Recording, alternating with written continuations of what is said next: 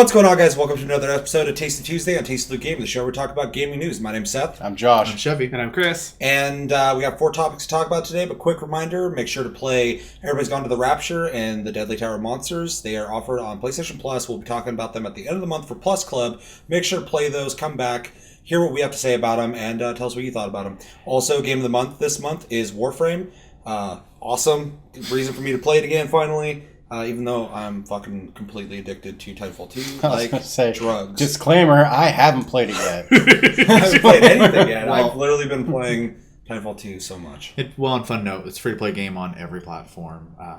Yeah, so you have no excuse not to play it. But yeah. No fucking excuse. With that, our first bit of news. Microsoft has come out and said that Project Scorpio will actually be backwards compatible with 360, the same that Xbox One has been doing. That's the fucking news. What do you guys think about the idea of them already with this great idea on Xbox One doing the backwards compatibility, carrying that over to Scorpio? First, it's fucking dope because I mean they're already doing or trying really hard to get all their. It seems like they're trying to get all the library from this 360 to be back to be, to be able to be played on the Xbox One. Right now they're a little over, I think, 200 games or something like that. So that's not like a small number. You can tell they're actually making kind of leaps and bounds with that process. So then bringing out the Scorpio, which is supposed to be this powerhouse, and then still allowing, not all their hard work be wasted, I think is good, like forethought. And I'm actually, it's fucking cool. I mean, well, piggybacking off that, I like the idea that they're releasing a new console, and without leaving people behind on the Xbox One or people investing in the new console, they're not going to miss out on that. It's just awesome. It's just more games to play. It doesn't affect the console itself. Like, they're not going to rely on that. Hopefully at that time they'll have games that'll look great on Scorpio, but they'll have that back catalog that they've been working on, and it's just going to carry over. Thoughts? I agree. I mean, we've said a million times on the show, more features is always a good thing. Even if it's not something necessarily you would use, someone probably will.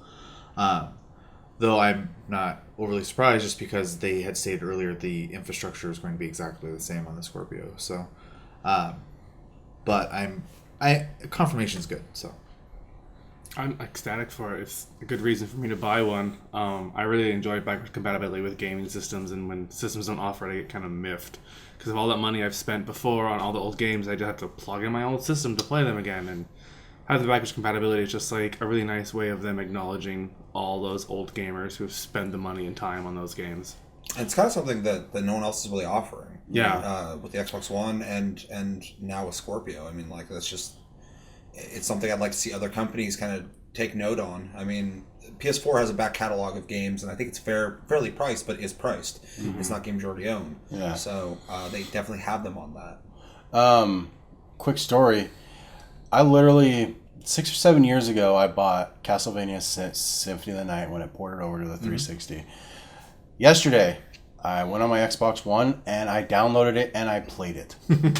So, I mean, and I bought that game years ago. That's fucking, that's cool to me. Sure. Because, I mean, you had access to it digitally? Mm-hmm. Oh, that's cool. I downloaded it and I played it. I probably have a couple games on there, though. That's funny. Mm-hmm. Wow. It's really easy for them to do like their old like arcade games, shit like Castle Crashers and Bejeweled and shit like that, just because it is mostly a digital sale, so it's probably just easy just to port it over. But yeah, I thought that was fucking neat. I actually got a lot of my library from back then. Like Castle Crashers plays fine, up-res to 4K, so that's pretty cool.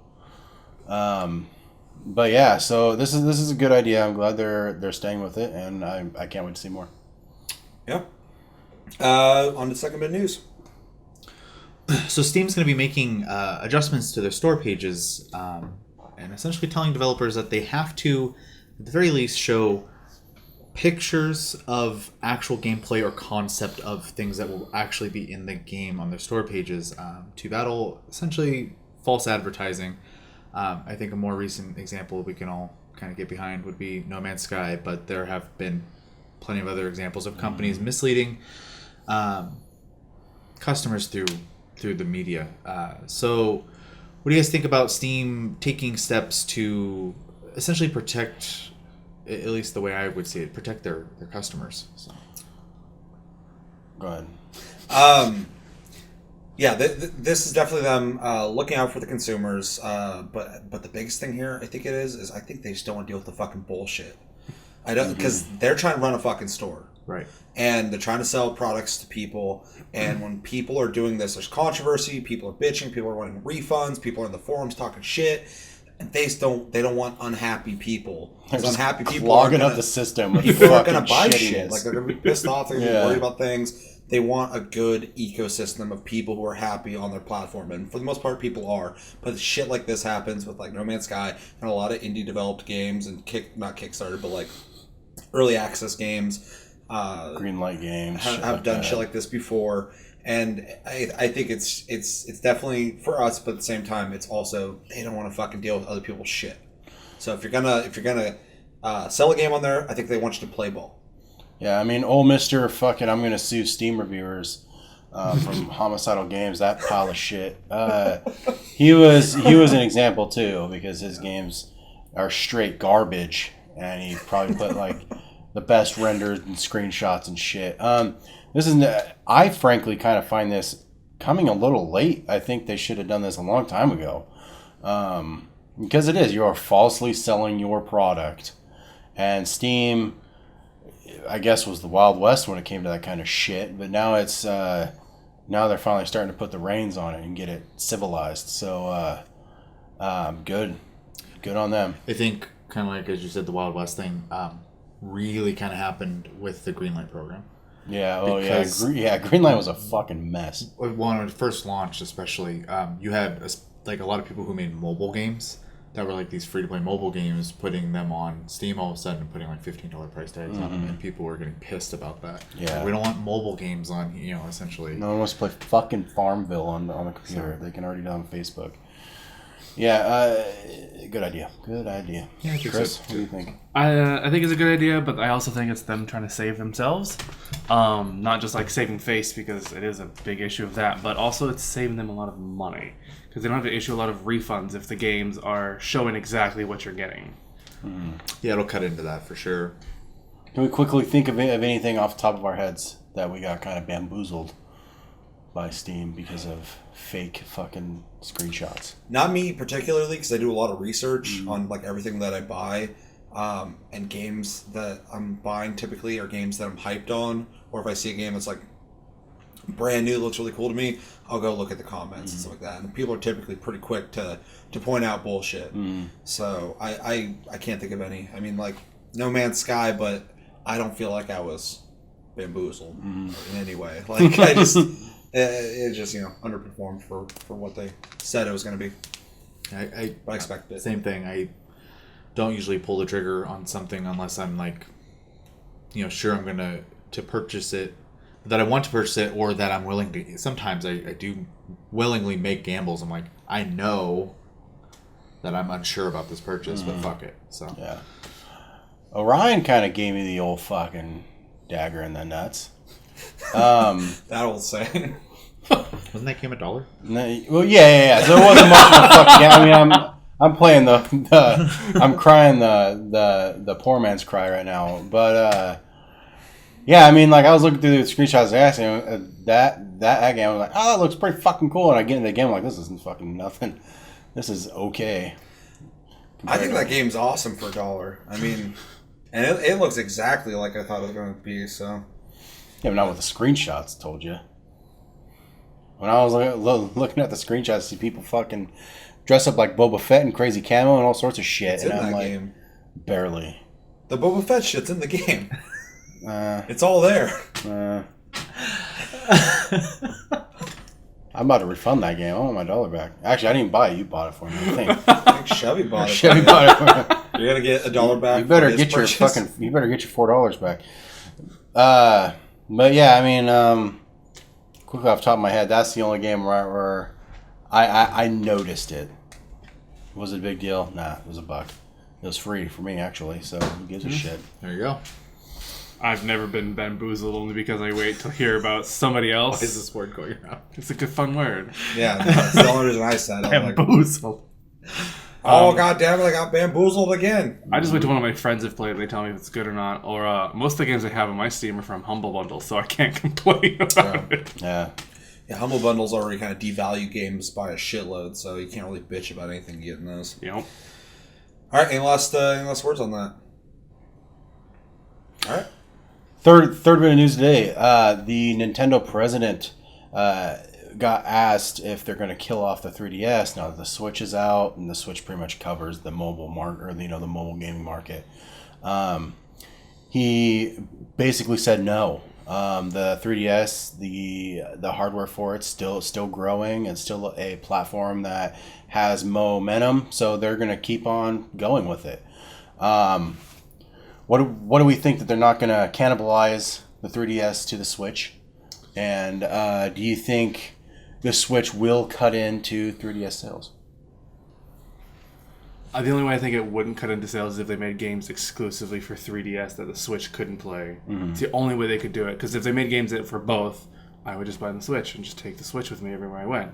But I feel like a lot of people who don't have the money to buy a Switch are just going to stick with the 3DS. I was going to say price point. And the new XL, I mean, hasn't been out that long, so I'm glad to see that that's going to still be supported, especially with the whole Wii U fiasco being bamboozled by the killing of that console. I'm not a huge 3DS player, but it is definitely a really, really good piece of kit, and has a shitload of games for it, and supporting it for more years is awesome. But for me, though, with the Switch, if there are games on both, I'm going to be buying a Switch like really early on, so I will most likely get it on there. Mm-hmm. Something that I just thought about is I haven't touched the Switch, and no one has, but I rub it all over. But I'm curious about the durability and how it feels. It's literally an 8-inch tablet, and if you're just going to chuck that in your fucking bag, I mean, who knows what's going to rub up against the face of it? That'll come out with cases and shit. But I mean, the 3DS folds. It's durable. It's fucking. It is for, I think, people that do just go, I'm just gonna throw that in my bag and fucking walk out the door. I can't think of a single Nintendo system that I felt like was going to break easy though. Even the Wii U, though, does have lighter plastic than I'm used to with Nintendo stuff. I still didn't think it felt cheap. So no, but I actually, just from common use, or maybe Cressa just got pissed one day. I had a dent in my fucking screen from the stylus.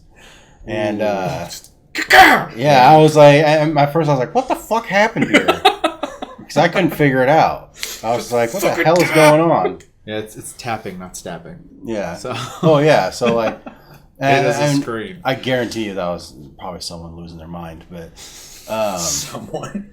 But yeah, but no. Like, I think for playability and ease of use, it'll be a lot easier just to throw your 3DS somewhere, travel with it. Hopefully they do make cases, because I mean you straight up have analogs that are sticking out. Mm-hmm. I mean, those are going to get fucking rubbed. I mean, there's everything Nintendo has cases, man. Yeah, well, and little like carry cases for their stuff. I mean, and they vary in sizes too. Like it just fits your hardware, or fits your hardware in X amount of games. Or, I mean, there's all sorts of different stuff, and third-party people will make that for sure. Yeah. Oh yeah. So I just think that there definitely is a market for both of them, and in the mobile platform, there's definitely a market, I think, for still both of them. Well, and I'm going to actually go off of the price point thing as well. You have an entire ecosystem at different prices. You have a 2DS, which is very affordable. It's like $100 and some bucks, and gives you the same access you have to the 3DS minus maybe 2 games, I think. You have the older model of 3DS, which you can still find models of, and then you have the new Nintendo 3DS, and then the Switch, which will be console priced. So yeah, I think they'll still make sales. And as far as I know, Monster Hunter and Pokemon are still going to be DS games. So, yeah. Hopefully not for long. I agree, but to keep their mobile platform alive, those are kind of key components. So that and Fire Emblem. Yeah. Any last thoughts? All right. So last bit of news: BlizzCon, I believe, is over now. And there were some announcements, and we'll go through more detail at the end of the week during the Tasty Cast. But just to kind of briefly talk about a couple, Diablo 3, we found out we're getting the Necromancer from Diablo 2, and we are getting the dungeon from Diablo 1, which I believe, Chris, actually, you brought up that they're also going to give you the aesthetic of it as well when you're in the dungeon. We also found out Sombra is officially announced for Overwatch, and there's a little bit of gameplay out there that you can see now. How do you guys, how's the BlizzCon news working for you guys here? So anything with more content's awesome, especially the games I like, with Diablo 3 and Overwatch. Excitement level for both are pretty medium. I mean, I am excited to get new stuff for Diablo 3. I would definitely take more classes over the Diablo 1 dungeon, because I didn't even think that even still existed anywhere. Considering as we talked about the Sierra game. Jumping in real quick, I fully agree. I think it's cool that they're adding the dungeon for nostalgia reasons, and changing the visual aesthetic is neat. I actually wouldn't mind if it looked like the modern game though too, just the exact same build, but modern looking. Either way is fine, but I would prefer more classes for sure. There's already a lot of content in the game, and more content's great. More places to explore is great. Hopefully there'll be like some new gear you can get there or something. I don't know. There is old gear from Diablo. There is? Yeah. That's awesome. But the Necromancer's a really cool announcement. We've talked about that before. I remember specifically myself saying on one of the episodes we've done that they just bring back some of the old fun classes, and that's what they're doing. I know you have expressed that you'd like to see the Druid. It's an easy way for them to already have a blueprint of a class and just update it, make it more modern, but it's already made and people will fucking get it. Yeah. It's more characters. People loved the Necromancer. So all in all, I think it's awesome. It's not the news that I was hoping for, but it's definitely cool.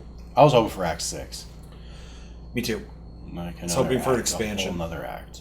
Because if they did what Act 6 they did with Act 5, yeah, that would have been dope. Because Act 5 is easily one of the better acts of that whole fucking game. Oh, yeah. So. I agree. I'm excited about new content, especially for games I enjoy. I think the big thing for both these games is new character, though. New class to play. That is always a welcome addition because it helps expand the roster.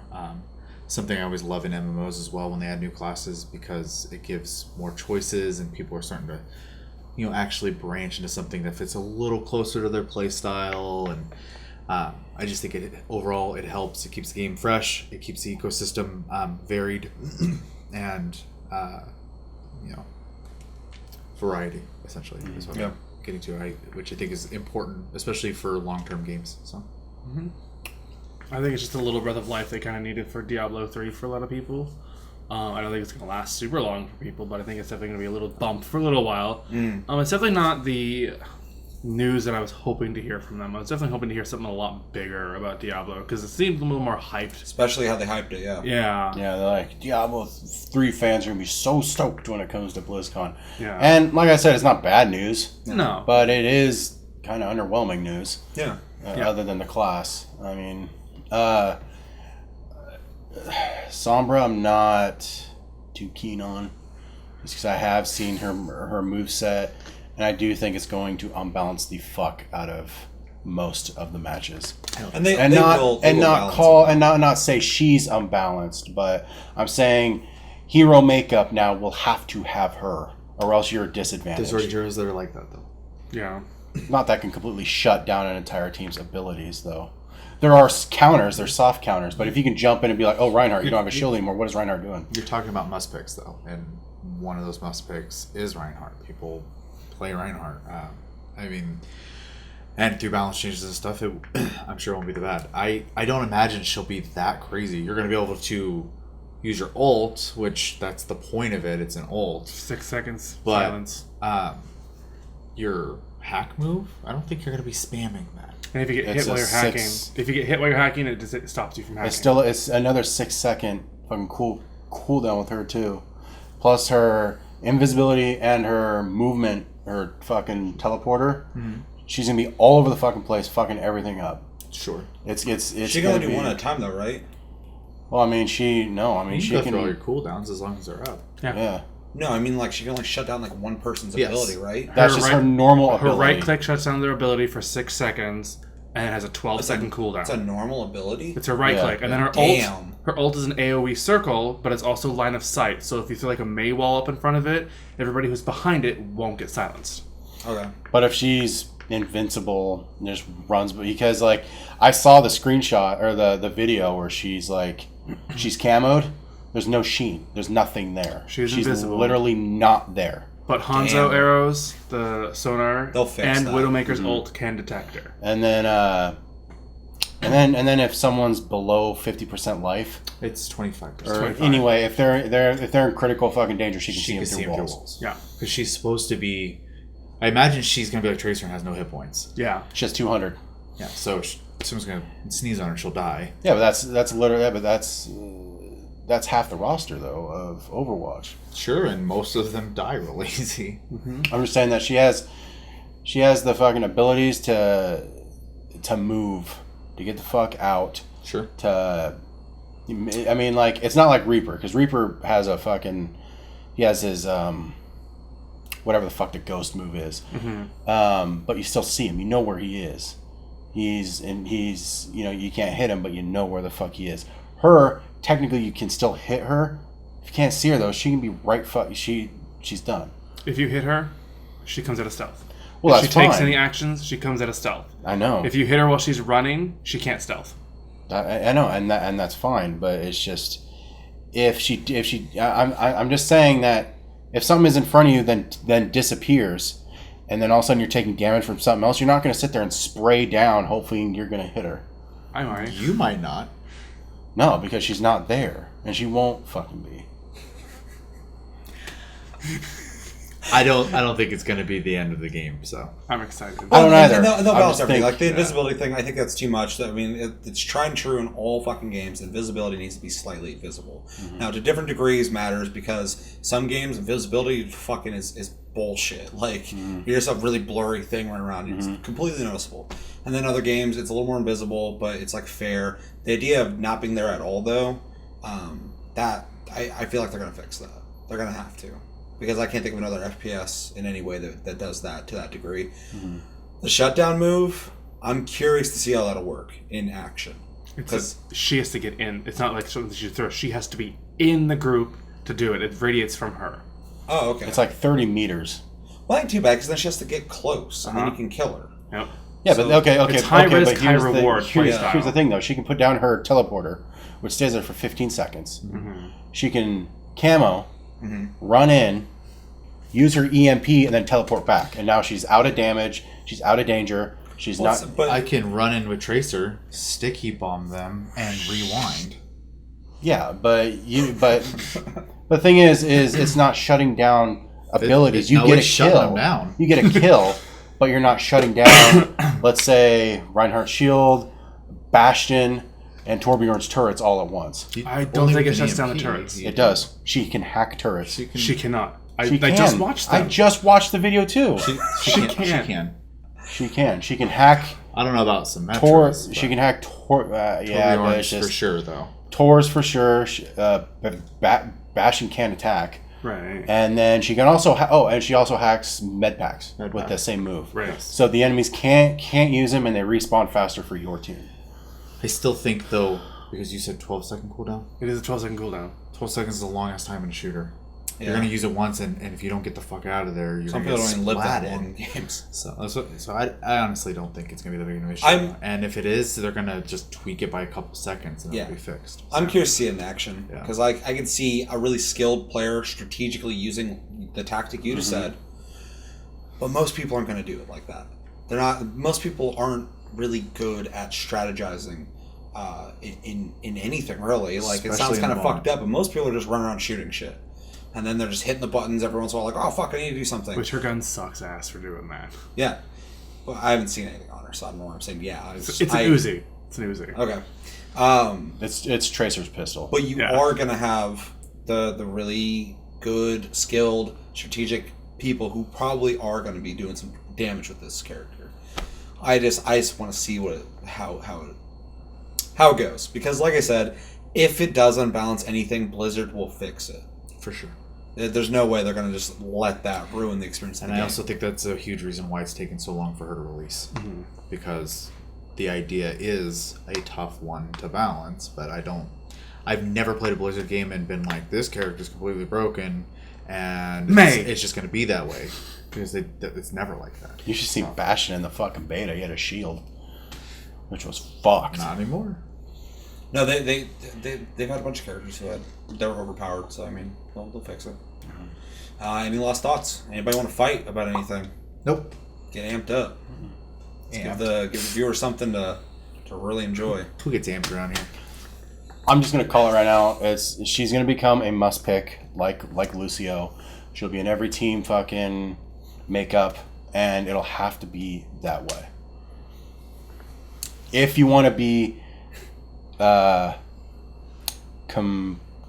competitive, because every comp team has the exact same setup. You run the same problems with PvP in World of Warcraft and dueling in other games as well. I mean, there's always going to be a character until they do balance changes that is the stronger one. So definitely. Let's know in the comments. Are you excited for Sombra? Do you think she's going to be OP? Are you not worried about it? Do you not play Overwatch like me, even though I love it? Let's know in the comments. But let's get to it for this episode of Tasty Tuesday on Tasty Loot Gaming. As always, thank you for watching. Make sure to like, subscribe if you enjoyed this episode. Make sure to check out other episodes. Check us out on Tumblr and Twitter, Tasty Loot Gaming. Check us out on Twitch, Sleep Division. And yeah, my name's Seth. Josh. Chevy. Chris. And until whatever the fuck episode we have in the middle of this week, we haven't planned yet. And Loot Chest. No, not Loot Chest. Tasty Cast. Mm-hmm. We'll see you then, guys. Take it easy.